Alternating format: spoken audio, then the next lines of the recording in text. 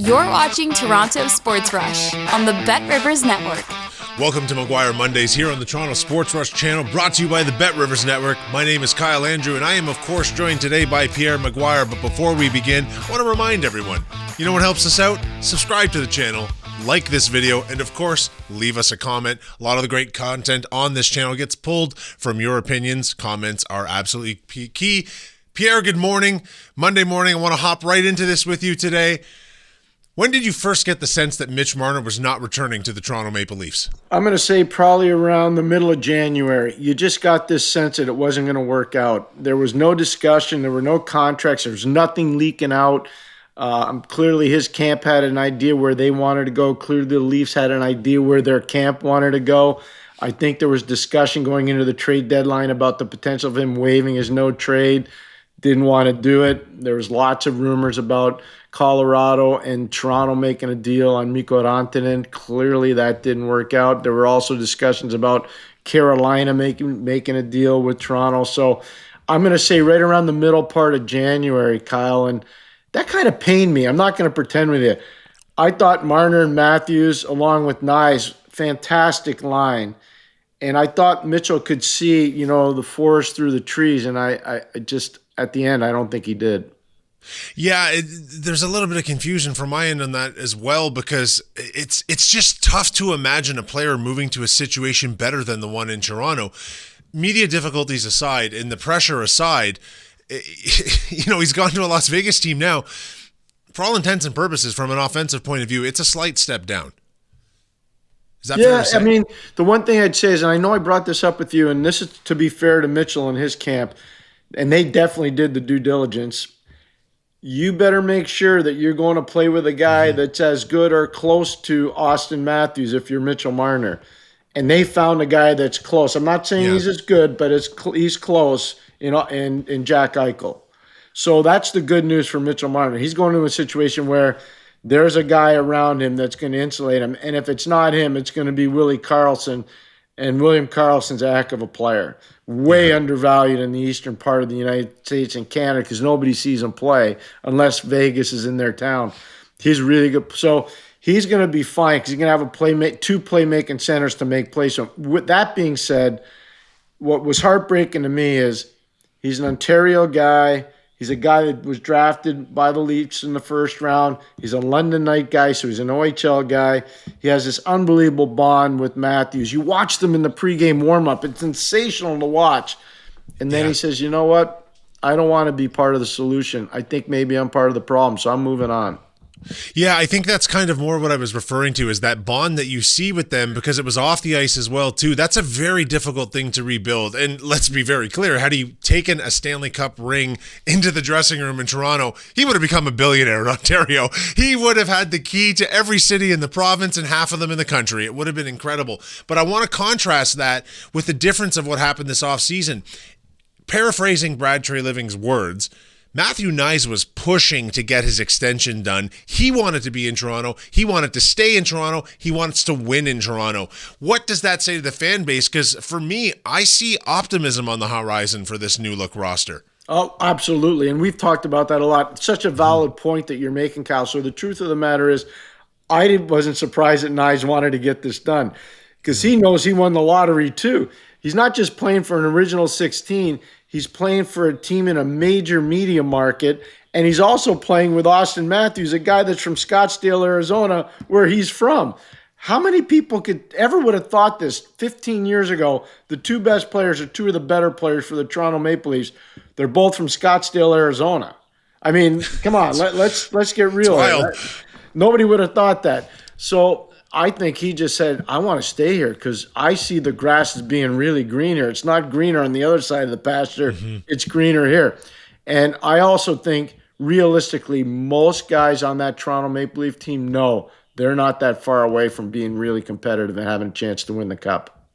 Yeah, it has to feel that way to them on the ice. They have to. I mean, and with all the shock and awe after they went out to Florida and how they went out to Florida this year, well, the next 2 rounds revealed how close they really were because no one pushed them further. But we've harped on that point left, right, and center. If people don't see that by now, that's on them. But let's move. Let's speculate on the future of the Maple Leafs team before we get into some new players getting in here. Let's talk about the goaltending situation because it's a very good one in Toronto, but it's precarious because both of these guys' contracts are expiring. It is. Joseph Wall and Anthony Stolarz both need contracts after this year. And when you think about it, they're a bargain. Both of them combined are $5 million.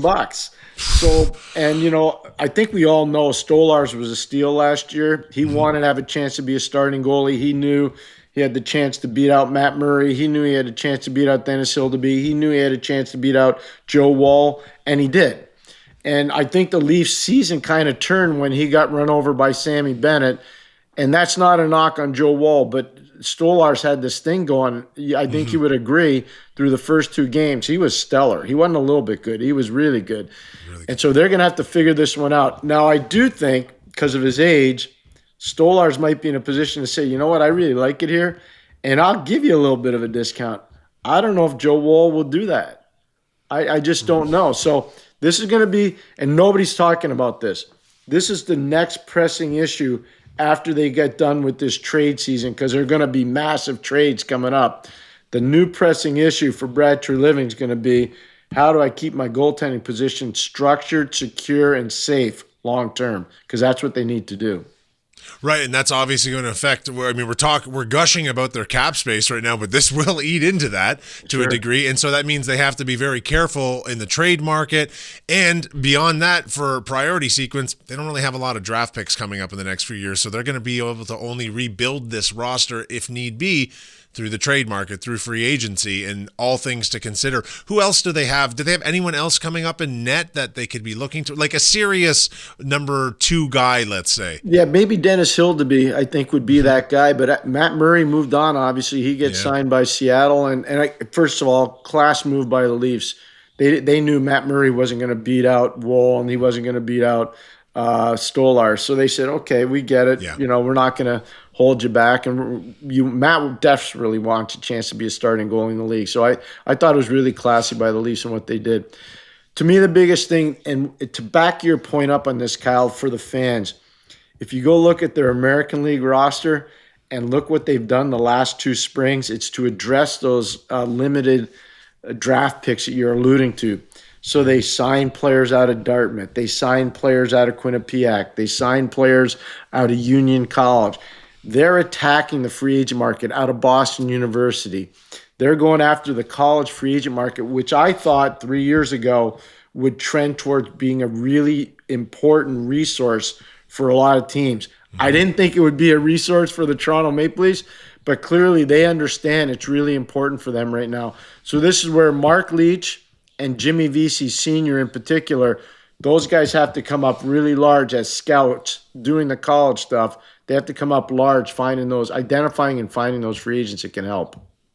I just want to take a sidebar for our viewers and remind you that only on McGuire Mondays do you hear about the hockey market in Quinnipiac, because that is some deep diving, Pierre. I absolutely love it. But it's important for the fan base to realize what's in the pipeline and what's on the ice at the big level right now. So speaking of which, let's get into a few of the new players coming this way. And I want to start with Nicholas Roy.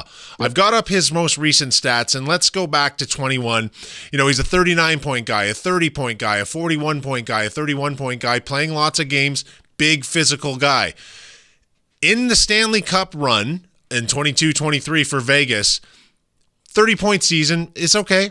But in the playoffs, in 22 games, he had 11 points. He had a 20 minutes of penalties. He's playing a brand of hockey that we've talked ad nauseum that the Leafs need come playoff time. The fact that he played his best hockey statistically in a Stanley Cup run, is that not exactly what the Leafs want coming back their way? First of all, I'm going to Bet Rivers with you because you got it right now. Kyle, you're so right on. I'm a big fan of Nick Roy. Could he be quicker? He could be quicker. And a lot of players could be quicker, but he could. He's a playoff style player. He's going to fit in perfectly in the 3-hole. I think that keeps Tavares in the 2-hole. Maybe takes some of those bigger minutes away from John long term. But he's a very useful player. But he's a playoff style player. That's such a good catch by you because it's absolutely true. And the fact of the matter is, coaches love players like him because they know exactly what they're getting. Shift in and shift out, game in and game out, practice day in and day out. He is a solid B player every single night. And that's what you need if you're going to be consistent in the playoffs. Yeah, and it's just, the point you just made is incredible. Like, as a potential third-line center, even if he takes a couple of minutes away from Tavares, it's not going to be a massive step on. It's a slight step up physically, of course. Yeah. But come playoff time, a few less kilometers on a man of Tavares' age might serve him so well. And where he was lacking this year, because he did tail off a little bit in the playoffs, but to some degree the whole team did. But that alone might be the best reason for bringing him in, is taking a bit of that pressure off Johnny's shoulders. And great point. And the other part is you don't lose Mitchell Marner for nothing. You actually get something back. It was actually an unbelievable feat of management engineering. Somebody, a youthful body, an NHL body that can play, that's digestible on the cap. Yes. That's massive for Toronto. So I know people wanted a more sexy name out there, but, Anton Lundell is not a sexy name. Eetu Luostarinen is not a sexy name. Marchand was, but that line made a difference. But if you go one step deeper with Florida, you look at it, Tomas Nosek's not a sexy name. But I would rather have Nick Roy than Tomas Nosek, if you follow me. Sure, exactly. Toronto upgraded their – I know people are saying, no, they lost 102 points. Yes, I agree with that. There's going to be ways to figure that 102 points out. They'll have to do it by committee, but I think they'll find a way to do that. And I still think they're going to be very active in the trade market. 100%. And Austin Matthews he played injured all year, we believe, and he was down. So some of those points are going to be absorbed by him, even though, half of his points are going to also feature a Marner point as well, too. But there's a lot of guys to absorb that, and by committee, as we said before. And to your point about Nicholas Waugh's cap hit, this is a guy who averaged half a point a game in the playoffs on a Stanley Cup run. That's a $3 million cap hit. That is an absolute bargain. And I think they should be very, very thrilled in the league land. And also because they got something back from Marner, the team's in good hands. Everyone take a deep breath. Like, this is good. It's good management. It's always wanting to make the best of a bad situation. Let's talk about Matias Maccelli really quickly here. Relatively new to the league, but he's put up some good numbers. And in 2022-23, 49 points. A year after, 57. Last year, he only played 55 games and had 18 points. What can we expect to see from him in this lineup? What you're going to be blown away by it, and that's why he's appropriate in a hockey market like Toronto. His hockey savvy and sense off the charts. He makes players around him better. There are not a lot of elite playmaking wingers in the league. I'm not saying he's an elite playmaking winger, but he's a very good playmaking winger because his hockey sense is insane and his peripheral vision is outstanding. I've been a fan of this player for a long time. He's a really good player over in Finland. He's a kid coming in that's had some really good NHL mileage to him in a good way. He's not broken down. He can fit in your top six. He can fit in your middle six. But what he's going to do is he's going to be a great second power play player. He can play with Austin Matthews or John Tavares. He won't be intimidated. If Willie Nylander has to move up, then Maccelli moves back. If they want to keep Willie with JT, then they move Maccelli up. This is a really good fit. Again, cap friendly. And I think there was a lot of internal knowledge of this player because of the tie-ins with Arizona/Utah and the Toronto Maple Leaf staff. So I think there was a lot there. And I can tell you this right now. I firmly believe if Toronto had not got Maccelli, he's going to end up in Vancouver because they had huge in-depth knowledge. Like Connor Garland is up there, Arizona tie-ins with Rick Tocchet when he was there, and Adam Foote. So they had huge, intense knowledge of him. And had he not gone to Toronto, I think he would have gone to Vancouver. Very interesting. And speaking of playing with Austin Matthews, like, again, Maccelli, a great piece that can be shifted around the board and unbelievably valuable to a team. But playing with Matthews, let's talk about something we're hearing whispers of. Jack Roslovic coming to Toronto. Is that a thing? I think it's a legit thing. He and Austin are really tight from the U.S. National Team Development Program where they spend a lot of time together. Jack's part of the famous 2015 draft, which, if you look at all the players that were playing in the Stanley Cup final this year, whether it was Sam Reinhart or Jones, Seth Jones, or Bennett, I mean, you look at it all, it's just that the 2015 draft was overwhelming. He's part of that great draft. Now, he went later on in the round. He went around 25 or 26, if I remember correctly. 25. Yeah, so right around there, 25, 26.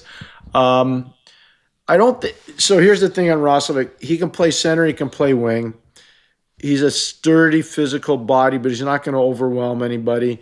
But he's a guy that's a chemistry player. If he's with the right people, I think he can improve his point totals. He's never really had this massive offensive breakthrough year, but I know he has significant talent, and he can do great things if he has players that can get him the puck. So I do think Toronto's a real thing, and it wouldn't surprise me if he ends up in Toronto. Yeah, and even from his own end too, though, it's unlikely he would be on the ice with Matthews a lot, if at all. Simply being in the locker room with someone he's so familiar with that has a history of bringing his best game out of him, that changes players, does it not? I think it does. I think it really does. I think that's a great point. Let's remember what we talked about earlier. That Marner Matthews stuff, especially on the ice, that was special, and the guys saw that. Yeah. So you lose that, and maybe Roslovic comes in and brings a little of that. But I do think the chemistry aspect to this is really important. So you've nailed that part. There's no question in my mind. Yeah, and even just from Austin Matthews continuing to allow him to flourish in Toronto and be in a locker room, which he loves to be in, keep him there, keep him happy. That's just kind of the way you serve these A-plus lister all-star type players. And he has lost. We're going to lose a lot of highlights with Marner being gone. Let's be very clear about that. Those two were a special dynamic that they have to look to replace with a different style of hockey than directly replace. It's just not possible, is it? No, the only way I think it could be possible is Willie. Willie Nylander is pretty special. And if they move special. Yeah. He is. And if they move Willie up, we'll see. I mean, that could be just as much electricity as when Marner was there. Again, I coach Willie's dad. Willie's got way more offensive upside than his father, but where Willie needs to get better is that his dad had dogged determination away from the puck. He needs to kind of get a little of that, especially if he's going to get pushed up the lineup. First line, yeah. But, I still think Toronto's got artillery. I really do. And Maccelli was way undervalued. That was such a good pickup by you, Kyle. Way undervalued player. So with all of these roster shifts, and we do expect more, but league-wide we expect more, but with the Leafs specifically being a top 5 NHL team, the focus is heavily on them. How much of a shift now occurs in the locker room, and what is Berube facing in terms of, okay, so I have some new key pieces in this unit, I've lost a mega key piece, how do I build cohesion quickly? What's his job? I think the biggest thing is you grab John Tavares, you grab Austin Matthews, you grab Christopher Tanev, and you grab Morgan Riley. Those are kind of your go-to guys. Mm-hmm. And whether you meet them at your house, whether you meet them at a resort somewhere, whether it's up in the Muskokas or whatever, you sit down, you break bread, you talk, and you say, how are we going to get this thing together? What do we have to do to take the next step? Yeah. And I think once you start to empower your players, especially in this NHL today, Kyle, guys respond to that. And I think Berube figured that out. I know he did a real good job of that. When they won the Cup in 2019, I did every one of their playoff games. He did them. Every player said the same thing. He did a masterful job keeping everybody aware of what their role was and how they needed to step forward and take it to another level. And one of the things that he did was so good, he delegated amazingly well. Whether it was to Mike Van Ryan, whether it was to Steve Ott, whether it was to the great Larry Robinson, who was around that team all the time. Berube delegated fantastically well. His voice never got old. I think he'll do the same thing in Toronto. And we did talk about this all season long. The consensus is that he is the right man for the job here. His stoicism, the way he handles the media, the way he takes the brunt of a lot of that onto himself. You can't convince me he's not the right guy for a job. I don't care how last season ended. It was year one for him, and they were a top 5 NHL team. Pierre, any more thoughts going into the rest of the silly season for the Toronto Maple Leafs? Because, training camp is now just around the corner. It's not just Toronto either, Kyle. I think we really got to open our eyes here and stay awake not just the fans, but all of us that care about the game. I think I've never seen so much chatter after unrestricted free agency about trades than I'm seeing and hearing right now. And, Toronto's one of those teams. Ottawa's one of those teams. Montreal's one of those teams. The New York Rangers are clearly one of those teams. The Boston Bruins are still one of those teams. They're on record saying not only do they expect to make the playoffs, they expect to go deep in the playoffs. Right now, I don't think they have a playoff roster. What's going to happen with the Buffalo Sabres? What's going to happen with the Detroit Red Wings? Tons of pressure on Jimmy Devellano and Steve Yzerman and that entire staff there. They've yet to play a playoff game in their new arena, Little Caesars Arena. The Ilitch family must be beside themselves, angry with not having played a playoff game in their new building. They've been in that building since 2016. Think about it. That's unbelievable. So I also hear a lot about Vegas still. I still hear a lot about Edmonton. I still hear a lot about Vancouver. I'm hearing a ton about Tampa. Carolina still seems to be very active, wanting to make trades.